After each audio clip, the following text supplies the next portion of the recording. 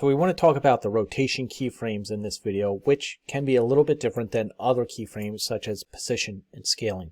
So I'm going to drag a torus up in here, and then if you just wanted to grab a material and throw that on there as well, we'll see it a little bit better in the shading. And what we want to do is create a rotation animation with this torus. So I can come over here in our transformation editor and do it this way, or remember, you can come into your scene editor window, right click on the object and select rotation that way. Either way, we are going to rewind our timeline. We're going to set a keyframe, and then we are going to just rotate our torus here just one time. So once I rotated it, I'm going to set keyframe again, and now when I go into my stage, we will see our keyframes.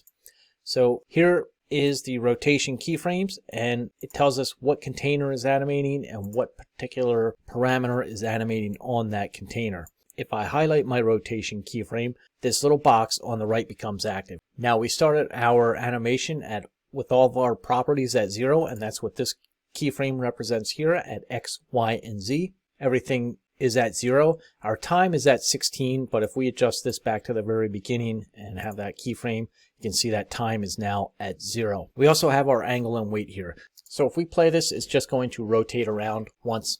And if we highlight our second keyframe here, we're going to add an animation right from this little box. So let's add a little X rotation to it right here. And if you want to do a little Z too, we can rotate the Z parameter as well.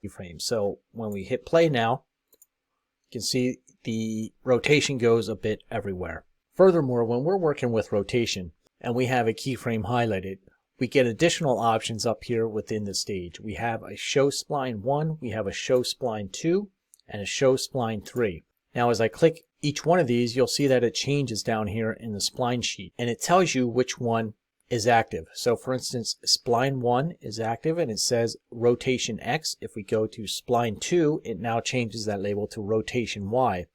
And show spline 3 represents rotation Z. So let's go back into show spline 1. If I wanted to adjust this keyframe, I could come down here and adjust the handles this way. Remember, we can use the weights as well. So we can turn on the single and use it this way, and we'll adjust our weight and or angle of this rotation as well. If we go to spline 2 or show spline 2, again, we can use our handles here to adjust each one. And since our keyframe is active, we get these buttons up here which are also active, and we can change these to linear left and right, smooth left and right, or whichever setting you need. And again, so if we go into spline 3 here, we now have another rotation Z that we can adjust as well.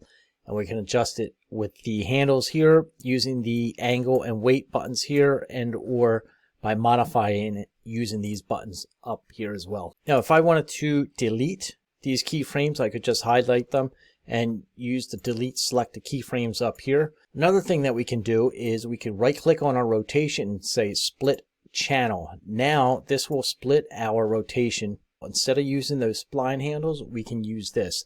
So if we want to rotate on the X, all we have to do is set keyframe here. We'll come out and add another keyframe there, and we can just adjust the value within the box here.